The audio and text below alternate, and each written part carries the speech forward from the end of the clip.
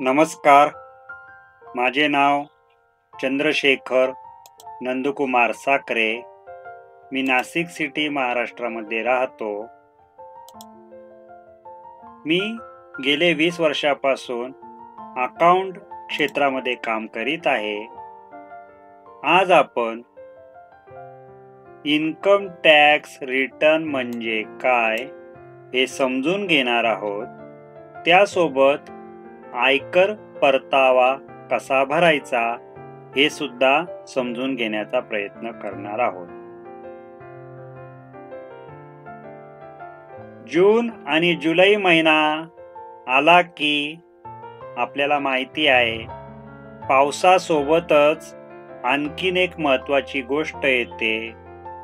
Income tax return म्हणजे ITR म्हणजे आयकर परतावा भरण्याची मुदत. दरवर्षी 31 जुलै पर्यंत हा आयकर परतावा दाखल करणे अपेक्षित असतं. पण जेवढं लवकर ही प्रक्रिया पूर्ण करता येईल तेवढं बरंच, नाही का? बघा, तर इन्कम टॅक्स रिटर्न म्हणजे काय, ते का भरायला हवं आणि त्यासाठीची ऑनलाईन प्रक्रिया काय आहे जाणून घेऊयात. सर्वात अगोदर ITR भरणं आणि इन्कम टॅक्स भरणं यातला फरक समजून घ्यावा लागेल. इन्कम टॅक्स वाचवण्यासाठी काय कराल याआधी आपण समजून घेऊया. बेंजामिन फ्रँकलिन यांनी एकदा म्हटलं होतं, या जगात मृत्यू आणि करापासून कोणीही सुटत नाही. त्यांचं म्हणणं अगदी तंतोतंत खरं आहे. जगभरातील जवळपास सर्वच देशात ज्या लोकांचं उत्पन्न विहित मर्यादेपेक्षा जास्त आहे, त्यांना सरकारला टॅक्स म्हणजे कर द्यावाच लागतो. पूर्वीच्या काळी काही अरब देशांमध्ये आयकर नव्हता. मात्र सध्याच्या काळात या देशांमध्ये कर प्रणाली लागू झाली आहे. एकूण काय, तर सध्याच्या युगात टॅक्स भरण्यापासून कुणीही चुकलेला नाही. अशा स्थितीत आयकर संदर्भात नियमांची माहिती आपल्याला असणं गरजेचं आहे. या नियमानुसार गुंतवणूक कशी करावी हे सुद्धा समजून घेणं तितकंच महत्त्वाचं आहे. आज मी तुम्हाला इन्कम टॅक्स रिटर्न जे आपण फाईल करतो त्यामध्ये आपल्याला इन्कम टॅक्स मध्ये आपलं जे इन्कम असतं त्यामध्ये सूट मिळण्यासाठी आपल्याला गुंतवणूक करावी लागते. तर ती गुंतवणूक आपण जेव्हा करतो तर इन्कम टॅक्सच्या अंडर सेक्शन 80 सेक्शन खाली कोणकोणत्या इन्व्हेस्टमेंट केल्यानंतर ही सूट मिळते त्याची सर्व डिटेल इन्फॉर्मेशन आणि त्या कोणत्या स्कीम आहेत, कोणत्या FD आहेत, कोणत्या पद्धतीने आपण इन्व्हेस्टमेंट केल्यावर आपल्याला सूट मिळते, हे सर्व मी व्यवस्थित समजून सांगणार आहे. त्यासोबत आपण होम लोन जे घेतो तर ते होम लोन आपल्याला कशा पद्धतीने, कसा अर्ज केल्यानंतर किती मिळतं याची सर्व माहिती या व्हिडिओमध्ये तुम्हाला पाहायला मिळणार आहे. कॉर्पोरेट जगातील बहुतांश कंपन्या दरवर्षी जानेवारी दुसऱ्या आठवड्यापासून आपल्याला गुंतवणुकीबाबत माहिती मागवून घेत असतात. आता आज आहे ना, हा महिना आहे ना, आज म्हणजे आज तारीख आहे 3 मार्च. म्हणजे आपल्याला जर इन्व्हेस्टमेंट करायची असेल तर आपण 31 मार्च पर्यंत इन्व्हेस्टमेंट करू शकतो, म्हणून मी ही व्हिडिओ बनवलेली आहे. आपण गुंतवलेली रकमेशी संबंधित कागदपत्रे आपल्याला या दरम्यान सादर करावी लागतात. याच कालावधीत अनेक कर्मचारी कोणतीही गुंतवणूक करण्यासाठी आणि ती कागदपत्रे दाखल करण्यासाठी ऐनवेळी घाईगर्दी करतात. मात्र ही पद्धत योग्य नाही. आपण शक्य तितक्या लवकर गुंतवणूक सुरू केल्यास आपल्याला जास्तीला जाणारा इन्कम टॅक्स वाचवता येऊ शकतो. इन्कम टॅक्स संदर्भातली कागदपत्रे जमा करण्यासाठी असलेल्या काळाचा योग्य वापर केल्यास जास्तीत जास्त टॅक्स तुम्हाला वाचवता येऊ शकतो आणि वाचलेला हा पैसा तुम्हाला तुमच्या भविष्यातील निर्वाहासाठी उपयुक्त ठरू शकतो. बघा, अजूनही वेळ गेली नाही. मार्च महिन्याच्या अगोदर आपण काही इन्व्हेस्टमेंट केली तर आपण जे 31 जुलैला रिटर्न फाईल करणार आहे 2024चं, तर त्यामध्ये आपल्याला सूट मिळू शकते. त्या अगोदर आपण इन्कम टॅक्सने नवीन कर प्रणाली आणि जुनी कर प्रणाली यामधील फरक समजून घेण्याचा आपण प्रयत्न करणार आहोत.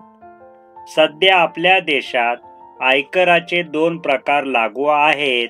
गेल्या 2-3 वर्षात लागू झालेल्या नवीन कर नियमांचा फायदा काही कर्मचाऱ्यांना होण्याची शक्यता आहे. आता ती कशी ते आपण समजून घेऊया. तर गुंतवणुकीच्या जुन्या नॉन एक्झम्प्ट पद्धतीची निवड करणाऱ्याला सध्या कोणतीही गुंतवणूक करण्याची गरज पडणार नाही. मग कोणती कर प्रणाली आपल्यासाठी उपयुक्त आहे? आघाडीच्या सर्व वेबसाईटवर या संदर्भातील प्रश्नांचं उत्तर देण्यासाठी अनेक उदाहरणे दिलेली आहेत. ढोबळमानाने सांगायचे झाले तर नवीन कर दरांमुळे होणारे करपात्र उत्पन्न आणि जुन्या पद्धतीतील करपात्र उत्पन्न यांच्यातील फरक 75,000 रुपयांपेक्षा कमी असेल तर नवीन पद्धतीकडे जाणं कधीही चांगलं आहे. बघा, याच्यामध्ये जुनी पद्धत आणि नवीन पद्धतीमध्ये जर नवीन 75,000 रुपयापेक्षा कमी असेल तर नवीन पद्धतीकडे जाणं कधीही चांगलं आहे. कारण जुन्या पद्धतीने 25,000 रुपयापर्यंतचा आरोग्य विमा करपात्र उत्पन्नातून वजा केला जाऊ शकतो. जुन्या पद्धतीमध्ये आपण ATC खाली डिडक्शन घेत होतो आणि अजून जरी आपण जुन्या पद्धतीने कर भरला तर आपल्याला 25,000ची सूट मिळू शकते.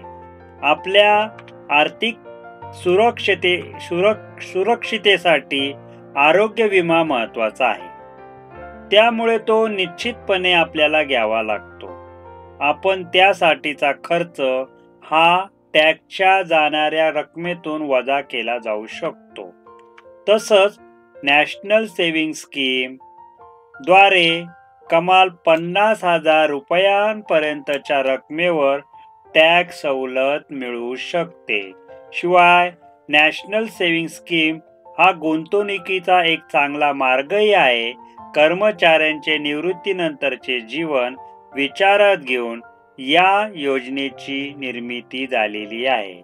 त्यामुळे NPS मार्फत कर सवलत घेणं हे कर्मचाऱ्यांसाठी फायदेशीर ठरतं. ते कसं आपण आता समजून घेऊया. बघा, कलम 80C आणि 80D द्वारे कर सूट.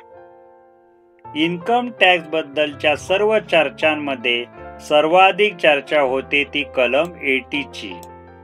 भारत सरकारच्या 1961च्या आयकर कायद्यात एकूण 292 कलमे आहेत. या कलमात 80 मध्ये कोणत्या खर्चांना आयकरातून सूट मिळावी याची इत्थंभूत माहिती देण्यात आलेली आहे.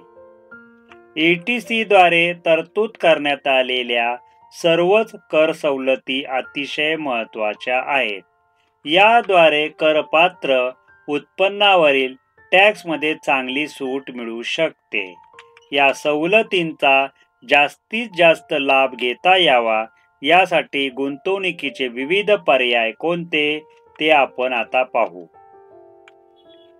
पहिला प्रकार आहे कर्मचारी भविष्य निर्वाह निधी. प्रत्येक कर्मचारी आपल्या मूळ पगाराच्या 10% रक्कम EPF द्वारे गुंतवत असतो. कर्मचाऱ्याच्या भविष्याच्या दृष्टिकोनातून ही गुंतवणूक महत्त्वाची मानली जाते. Employee provident fund EPF. नोकरी करणाऱ्या व्यक्तीने EPF भरण्यासाठी तरतूद कायद्यातही करण्यात आलेली आहे. काही कंपन्या आपल्या कर्मचाऱ्यांच्या मूळ पगाराच्या 12% रक्कम भविष्य निर्वाह निधीत देतात, पण कंपन्यांनी जोडलेल्या रकमेवर कोणत्याही प्रकारचा कर लागू होत नाही. या व्यतिरिक्त कर्मचाऱ्याने जमा केलेली रक्कम ही एका आर्थिक वर्षात 2.5 लाख रुपयांपेक्षा जास्त असेल त्यावर टॅक्स लागतो. बघा, पण साधारणपणे ही रक्कम या मर्यादेच्या वर नसेल आणि कर्मचाऱ्यांचा वार्षिक पगार 50 लाखाच्या वर असलं तर ही रक्कम त्या पलीकडे जाऊ शकते. EPF ही सेवानिवृत्तीसाठी प्रथम क्रमांकाची गुंतवणूक आहे. आपल्या आर्थिक नियोजनात या गुंतवणुकीचा सर्वात मोठा वाटा असतो. आपल्या पगारातील 10 ते 12% रक्कम EPF मध्ये गुंतवणूक नेहमीच फायद्याची राहतं. उदाहरणार्थ, एखाद्या व्यक्तीचा पगार 75,000 रुपये असल्यास त्यापैकी 1,000 रुपये दरमहा EPF मध्ये वळवल्यास दैनंदिन जीवनात तितकी अडचण येत नाही. उलट भविष्यातील निधीमध्ये यामुळे मोठा हातभार लागतो. पण कर्मचारी निवृत्त झाल्यानंतर EPF द्वारे जमा होणारं व्याज हे आयकराच्या अधीन आहे याची नोंद आपण ठेवणं गरजेचं आहे. उदाहरणार्थ, एखादी व्यक्ती 2022 वर्षी सेवानिवृत्त झाली तरी विविध कारणांमुळे भविष्य निर्वाह निधीचे पैसे 2025 पर्यंत काढले जात नाही. अशा स्थितीत या 3 वर्षाच्या या कालावधीत जमा झालेली व्याज उत्पन्नात समाविष्ट केले जाते. याबाबत कर्मचाऱ्यांनी काळजी घ्यावी. दुसरा, ETC खाली सूट मिळते mutual fund. Equity linked saving fund scheme म्हणजे ELSS द्वारे गुंतवलेली रक्कम देखील आयकरातून सवलत प्राप्त करून देते. या संदर्भात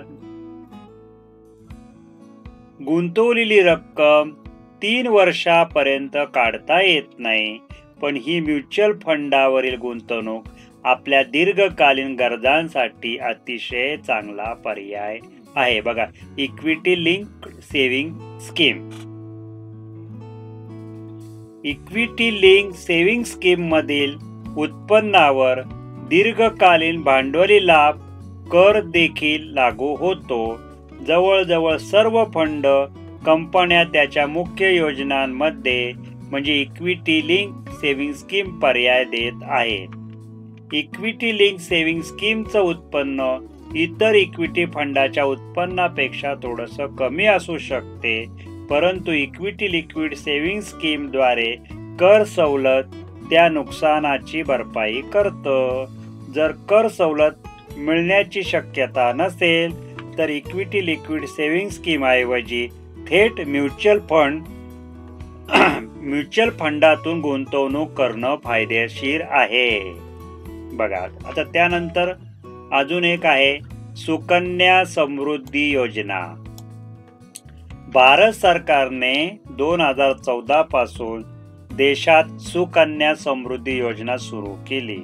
मुलींचं भविष्य सुरक्षित करण्याच्या उद्देशाने सुरू करण्यात आलेल्या या योजनेला नागरिकांचा चांगला प्रतिसाद मिळतो. सुकन्या समृद्धी योजनेतील गुंतवणुकीत पहिल्या वर्षासाठी 9% व्याजदर मिळतो. त्यापुढे 7.5% जास्त व्याज मिळतं. सुकन्या समृद्धी योजना अंतर्गत गुंतवणूक केल्यास आयकरातून सूट मिळण्याची तरतूद करण्यात आली आहे.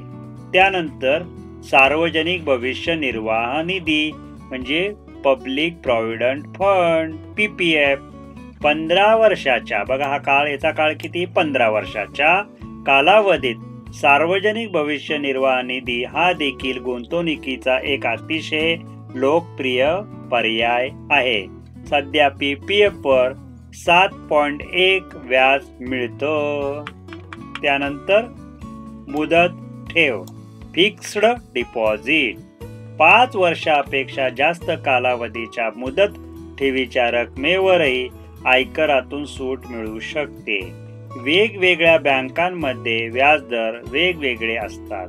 सध्या उपलब्ध असलेल्या इतर गुंतवणुकीच्या मार्गाच्या तुलनेने मुदत ठेव हा पर्याय फारसा लोकप्रिय मानला जात नाही. आता बघा आपण अजून एक गोष्ट समजून घेऊ. होम लोन, गृह कर्ज कसं काढायचं, EMI म्हणजे काय, आपलं स्वतःचं घर असावं असं अनेकांचं स्वप्न असतं. पण घर घेण्या इतके पैसे सध्या हातात नसतील तर काय करायचं. अशा वेळी पर्याय असतो गृह कर्जाचा. गृह कर्ज किंवा होम लोन म्हणजे घर खरेदीसाठी, घर उभारणीसाठी आणि घरात सुधारणा करण्यासाठी बँक किंवा हाऊसिंग फायनान्स कंपनीकडून दिलं जाणारं कर्ज. या कर्जावर व्याजही लागतं आणि हे कर्ज ठराविक काळात दर महिन्यांना विशिष्ट रकमेचा हप्ता भरून फेडता येतं. हे कर्ज घेऊन तुम्ही घर विकत घेऊ शकतात, पण जोवर कर्ज पूर्णपणे फेडत नाही तोवर घर बँकेकडे तारण ठेवलं जातं. ही सगळी प्रक्रिया काहीशी किचकट वाटेल, पण ती आपण सोप्या शब्दात समजून घेऊयात. गृह कर्ज कोणाला मिळू शकतं? तुम्ही घरासाठी कर्ज काढताना एकटेच अर्ज करू शकतात किंवा तुमच्या कुटुंबातल्या एखाद्या व्यक्तीच्या सोबत अर्ज करू शकतात. म्हणजे आई, वडिलांसोबत किंवा मुलगा, लग्न न झालेली मुलगी कर्जासाठी को-ॲप्लिकंट होऊ शकतात. नवरा बायको एकत्र होम लोन साठी अर्ज करू शकतात. दोघे भाऊ होम लोन साठी मिळून अर्ज करू शकतात. जोडीने कर्ज घेण्याचा फायदा म्हणजे या को-ॲप्लिकंट अर्थात सह आवेदन किंवा सह अर्जदार उत्पन्न किंवा पगारही मूळ अर्जदारासोबत जोडला जातो. त्याने तुम्हाला मिळू शकणाऱ्या कर्जाची रक्कम वाढते. सह अर्जदार महिला ही मालमत्तेची मालकही असेल तर स्टॅम्प ड्युटी मध्येही सवलत मिळते आणि काही बँका महिलांना गृह कर्जामध्ये विशेष सवलती देतात. तुम्हाला किती गृहकर्ज मिळू शकतं? भारतात बँका साधारणपणे असं गृहीत धरतात की तुमच्या एकूण उत्पन्नाच्या 50% रकमेतून तुमचा कर्जाचा मासिक हप्ता जाणार आहे. म्हणजे थोडक्यात तुमचा पगार किंवा उत्पन्न जितकं जास्त तितकी हप्ता भरण्याची तुमची क्षमता जास्त आणि म्हणूनच तुम्हाला मिळणारं कर्जही जास्त असतं. तुम्हाला किती कर्ज मिळू शकतं, त्याचा कालावधी किती असेल, हप्ता किती पडेल, या सगळ्याचा अंदाज तुम्ही ऑनलाईन होम लोन कॅल्क्युलेटरच्या मदतीने बांधू शकतात. वेगवेगळ्या बँकांच्या वेबसाईटवर हे असे कॅल्क्युलेटर्स आहेत. पगार किंवा उत्पन्न जितकं जास्त तितकं गृहकर्जाचा आकडा मोठा असतो. कुठल्या बँकेत कर्जाविषयी काय योजना आहेत याचा अभ्यास करूनच बँकेची निवड करा. अर्थातच बँक तुम्हाला कुठलीही रक्कम देण्याआधी तुमची ती कर्ज फेडण्याची क्षमता आहे ना हे तपासून पाहतात. तसंच तुम्हाला जे घर विकत घ्यायचं आहे त्याची पूर्ण पडताळणी करतात. इथे आणखीन एक गोष्ट लक्षात घ्यायला हवी. घर घेताना साधारणपणे तुम्हाला त्याच्या किमतीच्या 80 ते 85% रकमेचं कर्ज व्याजानं मिळतं. बाकीची रक्कम तुम्हाला तुमच्या खिशातून भरावी लागते. यालाच डाऊन पेमेंट म्हणतात. तसंच घर घेताना स्टॅम्प ड्युटी, रजिस्ट्रेशन, बँकेची फी, GST अशा गोष्टींसाठी अतिरिक्त रक्कम मोजावी लागू शकते. या सगळ्यांचा विचार केला तर तुम्हाला आर्थिक नियोजन करणं सोपं जाईल. आता EMI म्हणजे काय? कर्ज फेडताना तुम्हाला दर महिन्याला एक ठराविक दिवशी जो हप्ता द्यावा लागतो त्याला इक्विटेड मंथली इन्स्टॉलमेंट म्हणजे EMI म्हणतात. बँक तुम्हाला कर्ज देते तेव्हाच EMI ची रक्कम ठरवली जाते. तुम्ही कर्जावर घेतलेली मूळ रक्कम म्हणजे मुद्दल आणि त्यावरचं व्याज या दोन्हीही EMI द्वारे फेडलं जातं. गृह कर्जासाठी अर्ज कसा द्यायचा? गृह कर्ज देण्यासंदर्भात प्रत्येक बँकाच्या नियमांमध्ये थोडाफार फरक असू शकतो, पण साधारणपणे ही प्रक्रिया बँकेला एक अर्ज करून सुरू होते. या अर्जात तुम्ही तुमचा वैयक्तिक माहिती देणं अपेक्षित असतं, ज्या आधारे बँक तुम्हाला किती रकमेच्या कर्जावर पात्र ठरता याविषयी अंदाज बांधतात. त्यासाठी बँकेला काही कागदपत्र सादर करावी लागतात. यामध्ये ओळखपत्र, पत्ता, ॲड्रेस प्रूफ, वयाचा दाखला, पॅन कार्ड, शैक्षणिक किंवा व्यावसायिक पात्रतेचा दाखला, नोकरी संदर्भातील माहिती, बँक स्टेटमेंट, उत्पन्नाचा दाखला, मालमत्तेविषयीची माहिती अशा गोष्टींचा समावेश. तुमचा अर्ज आणि इतर सर्व माहिती मिळाल्यावर बँक त्याची पडताळणी करते. यासाठी तुम्हाला बँकेच्या अधिकाऱ्याशी संपर्क, प्रत्यक्ष भेटही घ्यावी लागते. तुम्ही कर्जाला पात्र आहात की नाही आणि असल्यास तुम्हाला किती रकमेचं कर्ज देता येईल याविषयी अधिकारी निर्णय घेतात. त्यासाठी ते तुम्ही जेथे काम करतात त्या कार्यालयालाही भेट देऊ शकतात. एकूणच तुम्ही दिलेली माहिती खरी आहे याची ते खात्री करून घेतात.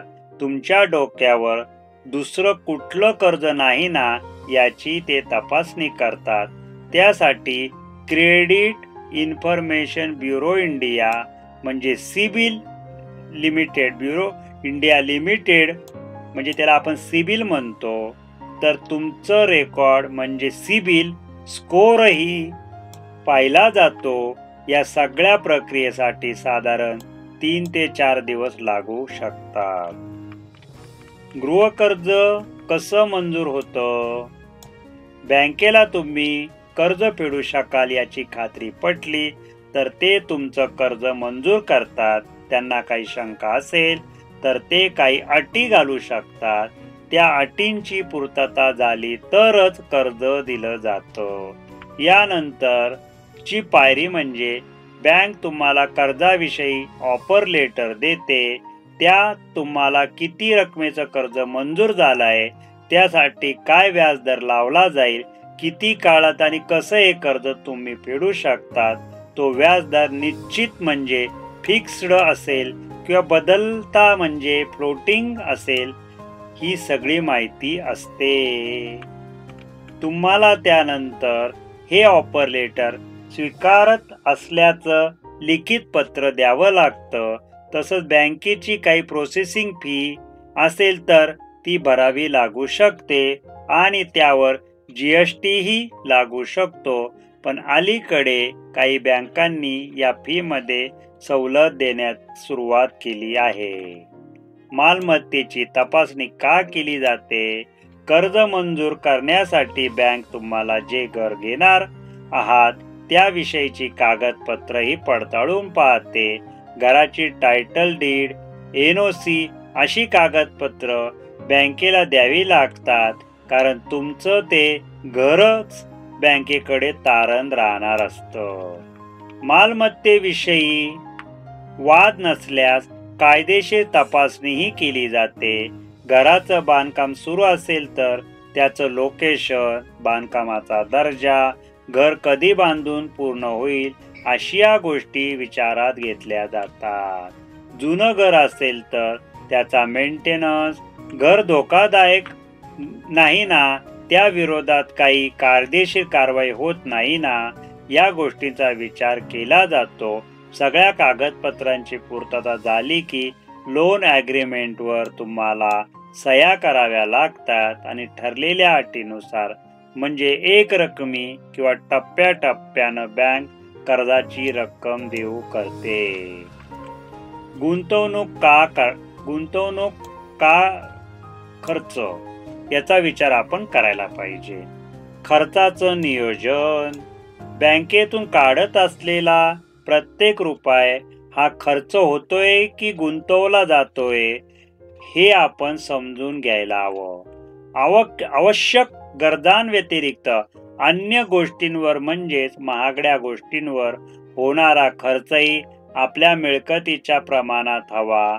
आपल्या ओळखीतल्या व्यक्तीकडे एखादा महागडा फोन असेल तर तो फोन तुम्हाला घ्यायला जास्त पैसा लागू शकतो, पण तुम्ही त्या फोनचा वापर अभ्यासासाठी, कामासाठी आणि त्यातून पैसे कमावण्यासाठी करत असाल तर मात्र ती गुंतवणूक आहे. बघा, गुंतवणूक आहे. अनेक जण दुसऱ्यांची लाईफस्टाईल, त्यांच्याकडच्या महागड्या वस्तू पाहतात आणि त्यांच्या उत्पन्नाचा बराचसा भाग तशाच वस्तू खरेदी करण्यावर खर्च करतात, मग त्याची गरज असो की नसो. हे पूर्णपणे आर्थिक नियोजनाच्या तत्वाच्या विरुद्ध आहे. वॉरन बफे यांनी सांगितलेली एक गोष्ट आपण कायम लक्षात ठेवली पाहिजे. जे लोक गरज नसलेल्या वस्तूही खरेदी करतात त्यांच्यावर पुढे जाऊन गरजेच्या वस्तू विकायची वेळ येते.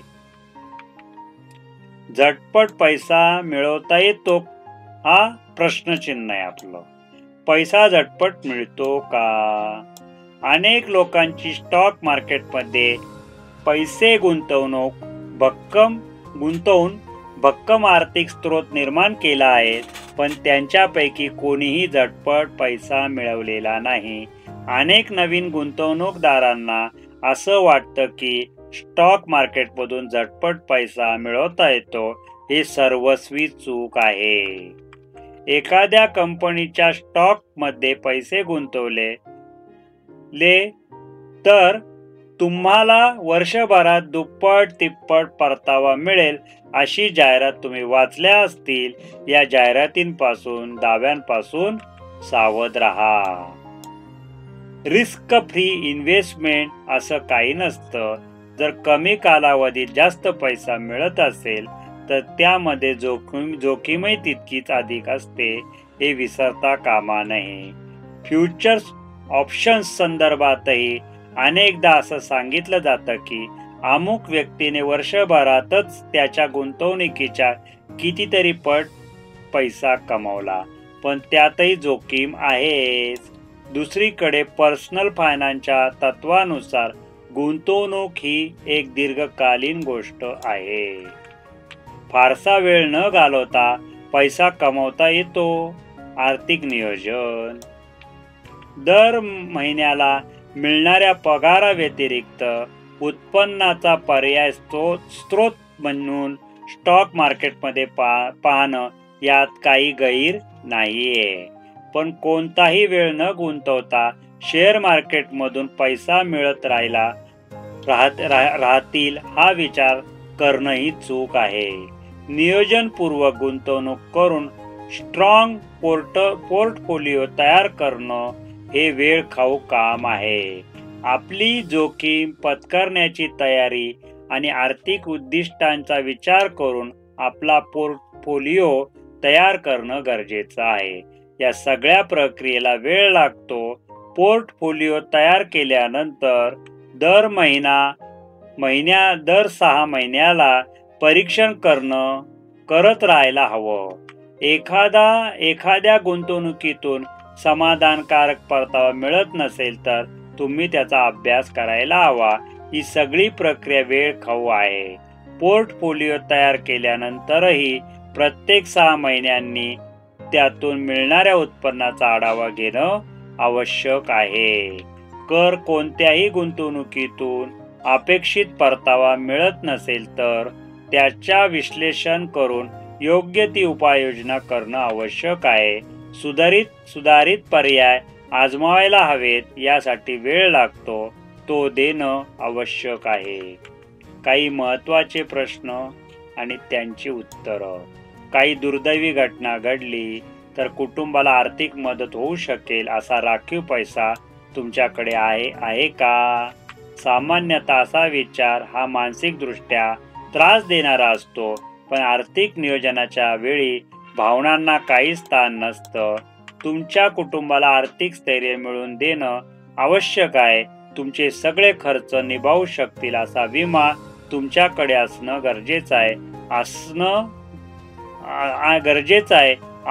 गरजेचं आहे. एखाद्या कारणामुळे माझी नोकरी गेली तरी मी माझी जीवनशैली तशीच टिकवू शकतो का? सरकारी कर्मचाऱ्यांना जे आर्थिक स्थैर्य मिळतं ते खाजगी कंपनीत काम करणाऱ्या कर्मचाऱ्यांना मिळत नाही. 2008 मध्ये उद्भवलेल्या आर्थिक संकटामुळे अनेक लोकांच्या नोकरी गमावल्या. ही परिस्थिती पुन्हा निर्माण होऊ शकते. आपण यातून धडा शिकायला हवा आणि आर्थिक नियोजन करायला हवं. तुमच्या मुलांना उच्च शिक्षण देता येईल एवढं तुमचं आर्थिक नियोजन आहे का? हा प्रश्न कदाचित आदर्शवादी वाटू शकतो, पण मुलांच्या शिक्षणाचा खर्च हा तुमच्या आयुष्यातला सगळ्यात मोठा वाटा असू शकतो. असं म्हटलं तर ते वावगं ठरणार नाही.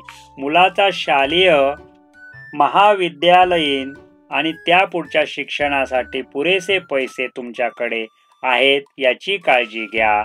तेव्हा महागाई वाढलेली असू शकते याचाही अंदाज घेऊन तुम्हाला गुंतवणूक करावी लागेल. तुमचं आयुष्य निवृत्तीनंतर नीट जगू शकाल एवढी तुमची आर्थिक ताकद आहे का? निवृत्ती तर खूपच दूरची गोष्ट आहे असं अनेकांना वाटतं, पण पर्सनल फायनान्सच्या तत्वानुसार जर एखादा टाळता येणार नाही असा खर्च असेल तर त्यानुसार नियोजन करायला हवं. तुमच्या कुटुंबात अनुवांशिक आजारपण आहे का? हा मुद्दाही महत्त्वाचा आहे. अनुवांशिक आजारपण 40 नंतर दूर होण्याची शक्यता नसते, उलट बळावू शकते. अशा वयात विमा मिळवणं अवघड असतं. अनुवांशिक आजारपण असलेल्या लोकांनी जास्तीत जास्त आजारांना सामील करणारं विमा कवच घ्यावं. बघा, आज धन्यवाद आहे तुम्ही सगळी माझी व्हिडिओ बघितली. आता यापुढे हाच विषय आपला इन्कम टॅक्स रिटर्नचा कंटिन्यू राहणार आहे आणि 31 जुलैपर्यंत मी अशाच व्हिडिओ तुमच्यासाठी बनवणार आहे. थँक्यू.